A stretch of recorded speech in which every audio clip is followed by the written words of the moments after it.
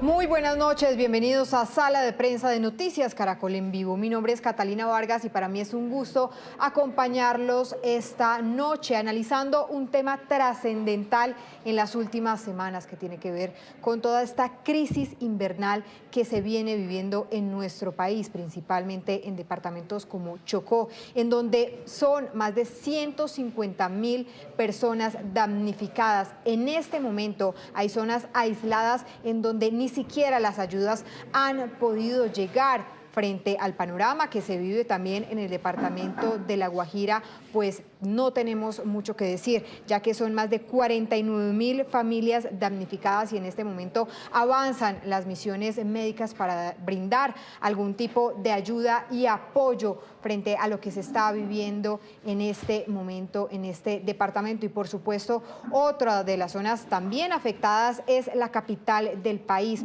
Bogotá, quien la tarde de hoy vivió o pasó por fuertes aguaceros. Se viven otra vez algunas precipitaciones fuertes en el norte de la capital del país. Veíamos más temprano también algunas afectaciones que se vienen presentando en los juzgados de Palo Quemado, en donde se han presentado algunas inundaciones y graves afectaciones a la infraestructura. Pero justamente para analizar este tema, quiero darle la bienvenida a Pedro Manosalva. Él es investigador del Centro de Pensamiento de Gestión del Riesgo de Desastre y por supuesto también a nuestro analista político de la casa, a Gabriel Cifuentes. A los dos, muy buenas noches. Gracias por estar con nosotros aquí en Sala de Prensa. Quiero empezar con Pedro, con nuestro investigador invitado. Pedro, ¿qué es lo que, cómo se puede analizar esta situación? ¿Cómo se pueden preparar los equipos justamente para atender estas emergencias que se están viviendo en tres zonas claves de nuestro país?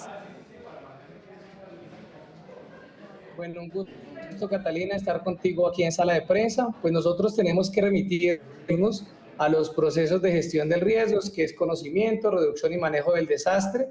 Y en el manejo tenemos precisamente la fase de preparación para la respuesta. Y esta fase de preparación para la respuesta pues tiene que ver mucho con el fortalecimiento de los equipos operativos de primera respuesta en 5 pilares: formación, que es capacitación y entrenamiento, equipos, vehículo, infraestructura y tecnología.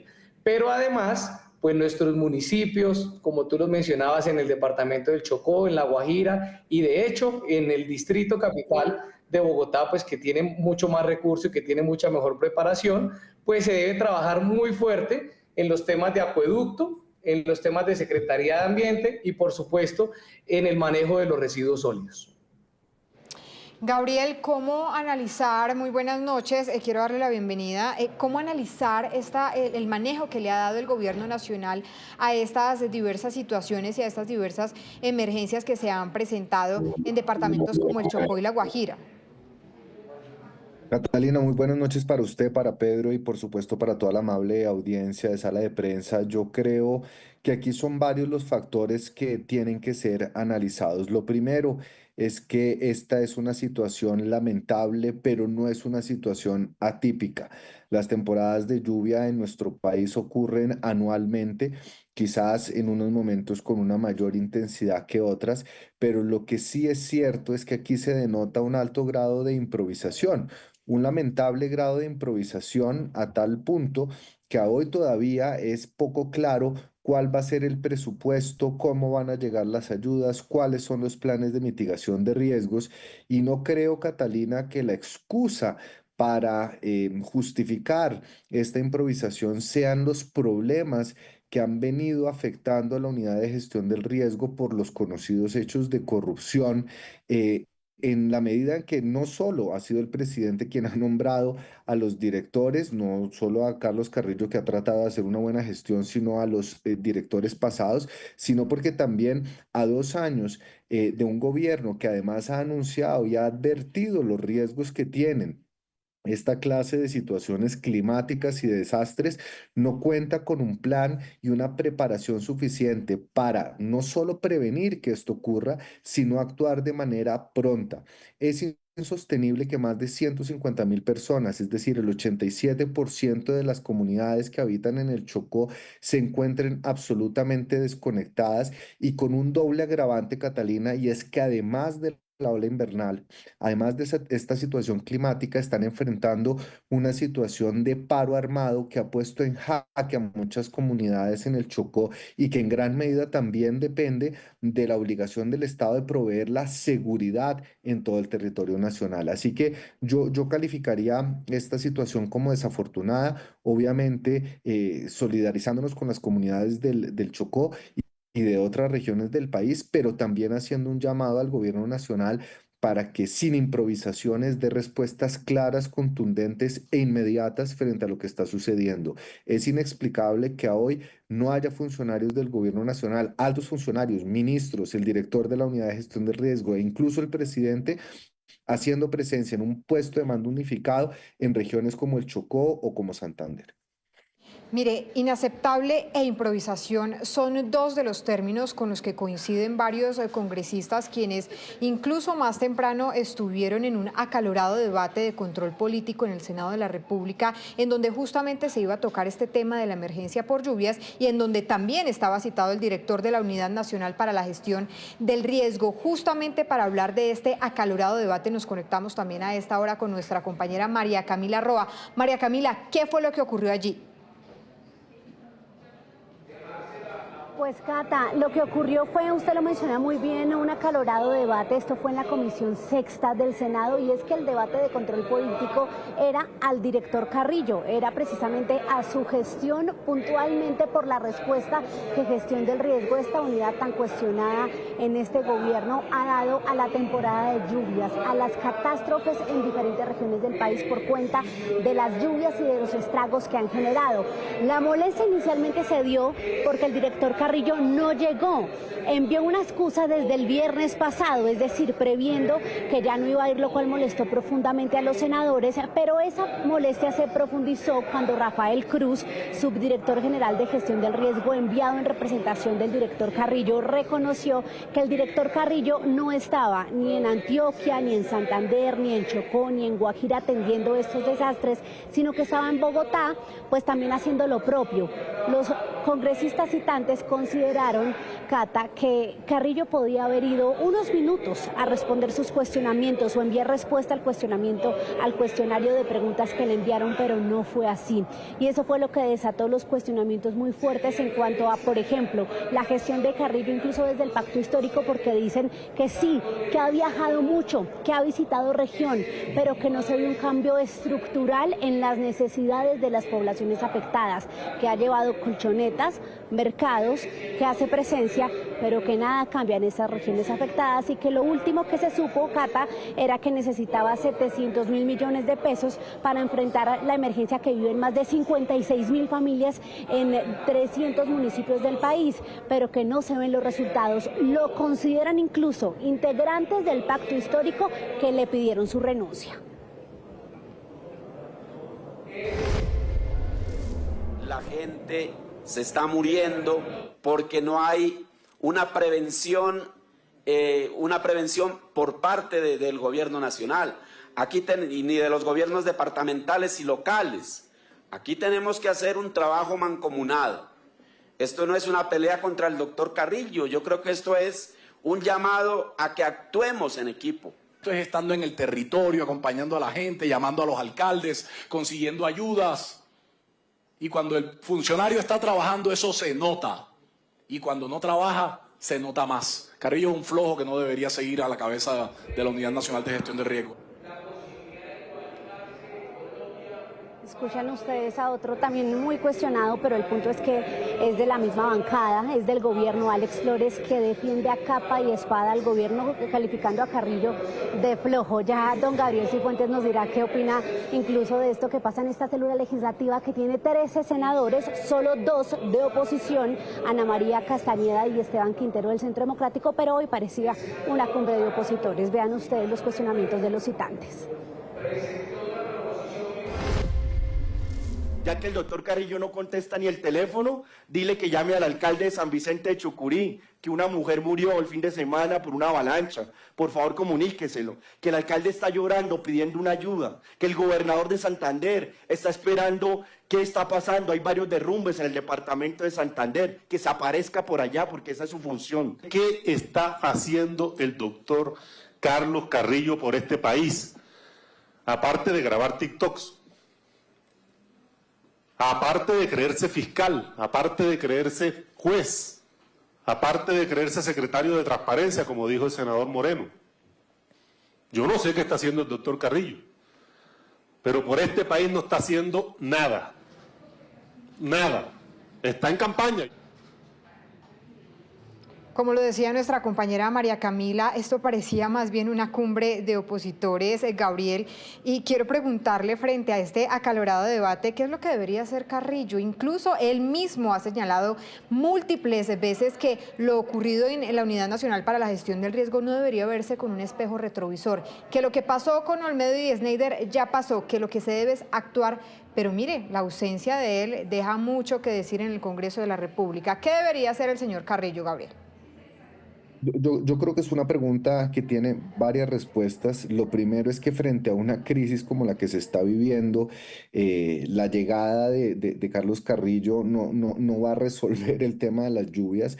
Yo creo que hay una crisis muy profunda en la unidad de gestión de riesgo y yo sí creo que aquí hay una responsabilidad política enorme del gobierno nacional, porque a cargo de una unidad que maneja tantos recursos, que ha estado involucrada en tantas crisis y que tiene una función vital para garantizar la vida, el bienestar, para evitar justamente que esta clase de calamidades puedan poner en riesgo a comunidades enteras, se deben poner personas con el conocimiento, con la experiencia y con la capacidad de poder gestionar esas billonarias sumas de dinero. Yo lo que creo aquí es que estamos viendo es una situación lamentable donde desafortunadamente Carlos Carrillo se ha encontrado, se ha montado en un potro de una entidad que ha sido cooptada por la corrupción, pero en esa búsqueda de tratar de limpiar la entidad no se ha enfocado en realizar los esfuerzos para cumplir el mandato de esa unidad y que hoy es tan necesaria para solventar los problemas de muchas comunidades. Yo creo que los llamados que hacen los congresistas son llamados airosos, son llamados obviamente en el calor del momento, pero que traslucen la crítica situación que está viviendo no solo la unidad de gestión del riesgo, sino también el gobierno, que frente a estas situaciones tiene muy poco margen de maniobrabilidad, que ha demostrado ser incapaz de atender estas situaciones y que demuestra también nuevamente altos grados de improvisación. Yo creo que es una situación que amerita una reflexión, pero antes de hacer esa reflexión, antes de calificar políticamente lo que está sucediendo, hay que exigirle al gobierno nacional y a sus entidades, al presidente para abajo, que tomen cartas en el asunto, no solo con un decreto, sino también haciendo presencia en los territorios, tomando decisiones conducentes, generando puentes de articulación con los mandatarios locales y con las comunidades que hoy más que nunca están necesitando del apoyo del gobierno nacional. Gabriel, justamente de este tema de la presencia en los territorios, ¿qué le dice a usted que ningún funcionario del gobierno en este momento haga presencia en los territorios en donde más se está viendo afectados, por ejemplo, el Chocó o la Guajira, por esta ola invernal? Pues Catalina, yo creo que es una enorme torpeza política y quiero resaltar la actitud que han asumido gobernadores como la gobernadora del Chocó, de Santander, que incluso se han montado en los helicópteros, no solo para la foto llevando bultos de comida, sino también apropiándose de una situación, teniendo además una escasez de recursos y además hay que recordar, Catalina, que ellos mismos señalan que no han recibido fondos ni ahora ni en el pasado reciente por parte del gobierno y de la unidad de gestión del riesgo para poder tratar de prevenir o por lo menos solventar ante la crisis la grave emergencia que está ocurriendo. Creo que el gran ausente de esas fotos que tienen un impacto político inmenso porque demuestran verdaderamente la preocupación, la cercanía del gobierno con las comunidades frente a una crisis, el verdadero ausente es el gobierno nacional y creo que si el presidente canceló su viaje a Azerbaiyán de la COP, que creo que hizo bien, porque la crisis que se está viviendo es profunda, pero ha debido montarse en un avión para estar en el Chocó, en Santander, para estar en un puesto de mando unificado, porque es en estos momentos donde se necesita más liderazgo y más cercanía con las comunidades y con los mandatarios locales que tanta ayuda piden del gobierno nacional. Sin duda, Gabriel, el gran ausente es el gobierno nacional y por supuesto el presidente de la República, Gustavo Petro. Gabriel, le agradecemos estos minutos aquí en Sala de Prensa y por supuesto le agradecemos su análisis político. Muchas gracias. Catalina, Pedro, María Camila y a toda la audiencia, feliz noche. Bueno, y regresamos con María Camila porque el director de la Unidad Nacional para la Gestión del Riesgo también respondió frente a esta gran ausencia allí en el Congreso de la República. ¿Qué fue lo que dijo?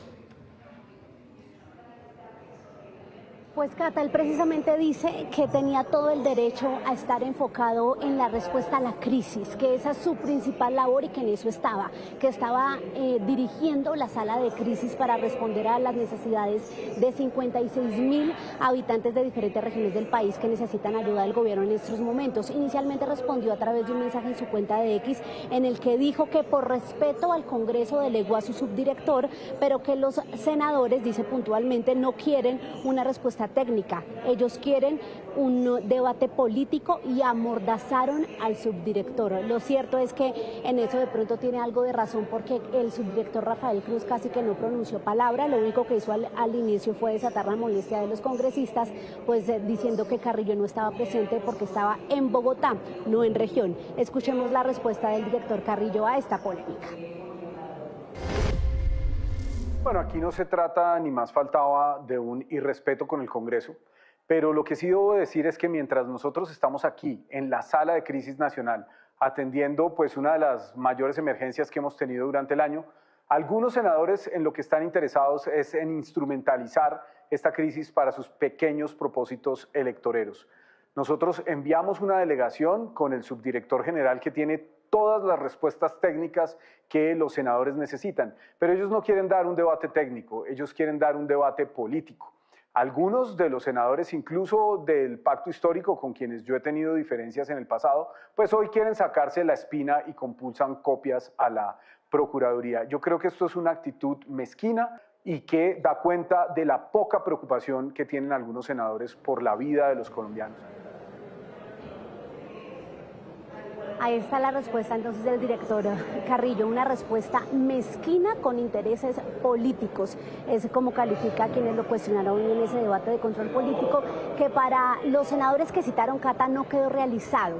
Dijeron que sin Carrillo no se puede hacer el debate porque los cuestionamientos son directamente a él y a su gestión, por lo cual se va a reagendar. Lo que dicen muchos acá, por lo menos en el Senado, la Cámara Alta del Congreso de la República, es que Carrillo no podría durar mucho en el cargo si ni siquiera su bancada, la del pacto histórico, lo respalda. Entonces ya veremos si tiene los días contados y cómo será su respuesta a esta crisis, porque lo cierto es que los pobladores, la gente en la región es la que necesita respuesta. Cata. María Camila, aproximadamente ya se tendría alguna fecha para que justamente el señor Carrillo pueda atender este debate de control político ante el Congreso. No, y se me olvidó mencionarle ese dato que es muy importante. Hoy procedieron a solicitar que se reagende, pero primero se tiene que solucionar un tema, y es que incluso los del pacto histórico votaron a favor de que se eleve una queja disciplinaria a la Procuraduría, imagínense ustedes, los de la misma bancada, porque no consideraron válida la excusa que envió Carlos Carrillo. Entonces van a proceder a elevar esa queja y a reagendar la cita. Dependiendo de lo que diga la Procuraduría y la mesa directiva de la Comisión Sexta, pues ya se procede a fijar la nueva fecha y nosotros estaremos muy atentos, por supuesto. Cami, muchísimas gracias por este amplio panorama allí desde el Congreso de la República. Por supuesto, estaremos muy atentos a todo lo que ocurra allí desde el Legislativo. Muchas gracias. A usted, Cata, y a los usuarios, un abrazo, feliz noche. Bueno, y seguimos con Pedro Manosalva para analizar todo este tema de las emergencias, de todo lo que viene ocurriendo aquí en nuestro país, principalmente en departamentos como Chocó, La Guajira y, por supuesto, la capital, Bogotá. Pedro, quiero preguntarle, ¿usted cree que el gobierno nacional sí está preparado para atender estas emergencias? Es decir, ¿las entidades realmente tienen la capacitación necesaria para atender las emergencias que hoy se están viviendo en el país? Bueno, vamos de menos a más. Lo primero es decirles que lo que sí creo es que hay un marco jurídico importante, suficiente, consolidado, principalmente la Ley 1523, que es la Ley Nacional de Gestión del Riesgo de Desastres, o donde se implementa la política pública. Entonces, Esta ley sí brinda todo este marco normativo y herramientas suficientes, entre ellas las financieras, para poder hacer frente a lo que consideramos nosotros hoy es una emergencia en el país. Lo segundo es que la inversión sigue siendo insuficiente en la preparación para la respuesta, sobre todo esto es que en los departamentos de Chocó, en los departamentos de La Guajira principalmente, no tenemos la capacidad operativa suficiente fortalecida en términos de equipos y vehículos, infraestructura, tecnología, lo que manifestaba anteriormente. Y para la ciudad capital, pues se ve con preocupación que nos pasó en los incendios forestales y hoy se repite en las inundaciones, pues que hace falta un incremento en el personal de bomberos oficiales o una interacción más oportuna con los bomberos voluntarios, y por eso es que llegaron a apoyar organizaciones como los carros off-road de 4x4 que apoyaron la ciudad, mayor interacción o coordinación con red de apoyo pues de organizaciones como Defensa Civil, Cruz Roja, Policía, Ejército, pues que son finalmente los que terminan apoyando las emergencias. Pedro, ¿este tipo de situaciones hay alguna manera de prevenirlas, de preverlas, de prepararse antes? Es decir, el gobierno nacional, teniendo en cuenta que también el Chocó ya había sufrido algunas situaciones de emergencia, incluso este mismo año, ¿tenía la manera de prepararse para lo que venía en esta ola invernal? Pues es claro para nosotros que todos los años hay 2 temporadas de menos lluvia y 2 temporadas de más lluvia. ¿Esto qué nos dice? Esto nos dice por históricos que podemos prevenir, podemos, digamos, a través de las alertas del IDEAM, entender cuándo se presentaría el incremento. Por supuesto que hoy el grupo de expertos intergubernamentales de las Naciones Unidas sobre el cambio climático se ha dicho que se van a incrementar, que van a aumentar el número de ocurrencia de estos eventos, pero de alguna manera si la política pública de gestión del riesgo se enfoca en la planificación urbana, en la planificación regional, en la coordinación interinstitucional, en lo que hablan un poco los congresistas y en el debate que escuché más a nivel político de interacción entre los diferentes niveles de gobierno, pues vamos a, por supuesto, a estar mucho mejor preparados. Pero aquí una precisión, estamos girando el enfoque solo en la responsabilidad que tiene el Estado, pero recordar que hay 3 actores importantes en la gestión del riesgo, sobre todo ahora que se viene después de la Declaratoria Nacional de Desastres que sería emitida por el Presidente de la República, incluir 2 actores importantes que son el sector privado, cómo estoy preparado para, cómo estoy influyendo en esos cambios y comportamientos, y sobre todo la comunidad. La comunidad desde su rol activo como participante de la gestión del riesgo y por supuesto como afectado de las emergencias que están. Pedro, ¿y cómo se puede activar una respuesta ante una emergencia de esta magnitud que en este momento se viene presentando en nuestro país? Listo, entonces son varios niveles. El primero es la respuesta o la capacidad operativa que tenga en el municipio o en el distrito. Sabemos por conocimiento propio del territorio que en Chocó es baja, entonces allá todo el fortalecimiento, toda la inversión, y cuando esté la inversión, pues por supuesto que aprovecharla de la mejor manera. En La Guajira lo mismo. Una vez estos municipios no pueden o manifiestan no tener la capacidad, pasa a nivel de gobernación y departamentos. Por eso hemos visto una gobernadora activa como la del Chocó, y finalmente cuando ya se sobrepasa la capacidad, la nación. Creo que no estamos en el punto, creería que no estamos en el punto de hacer un llamamiento internacional, porque digamos que ya cuando activan el ente nacional, cuando activan el anillo del nivel nacional, pues es claro que hay otros equipos operativos que están fuertes, que están fortalecidos y podrían brindar un apoyo efectivo ante estas emergencias. ¿Qué no debería ser? Debería ser, digamos, con la preparación del municipio o el distrito en el caso de la ciudad de Bogotá. Pedro, usted ya nos decía que en este tema de las emergencias ya se sabe que en el año hay 2 épocas muy fuertes de sequía, hay 2 épocas muy fuertes de lluvia. De alguna manera hay desidia, hay negligencia en lo que está ocurriendo en este momento en departamentos como el Chocó y La Guajira.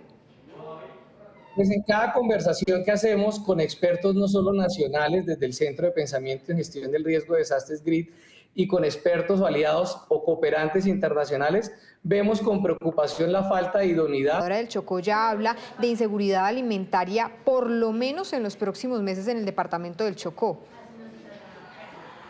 Bien, Las acciones trascendentales o las acciones de fondos que corresponden a infraestructura, por ejemplo, por supuesto que van a colmar la mayor parte de recursos, pero digamos que eso lo podríamos determinar una vez el plan de acción esté elaborado y pues podamos revisarlo, porque a hoy no conoceríamos cuáles son las acciones que cubrirían ese valor que se está pidiendo a nivel nacional. Pedro, ya para ir cerrando esta conversación, ¿existen en este momento territorios aislados en el departamento del Chocó en donde no se ha podido entregar las ayudas a las comunidades?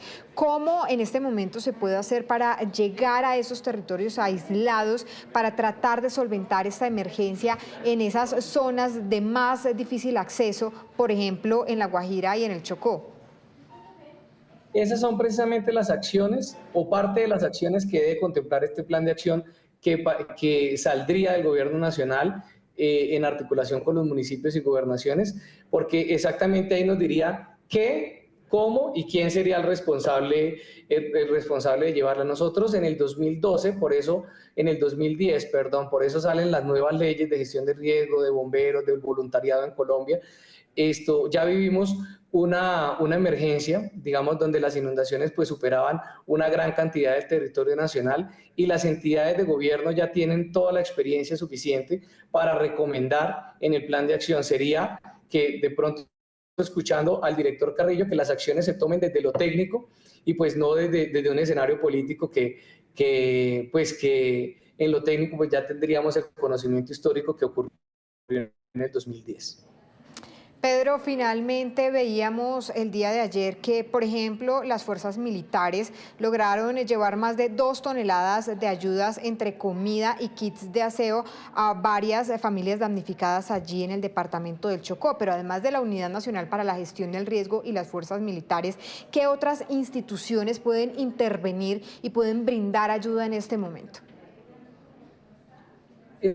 Es claro, digamos que para empezar a solucionar el problema de raíz tenemos que fortalecer las locales, y las locales están basadas principalmente en los bomberos voluntarios oficiales, por ejemplo, que parte de estos integrantes son comunidad, entienden, hablan, conocen el territorio, están dentro del territorio y fácilmente entienden la logística.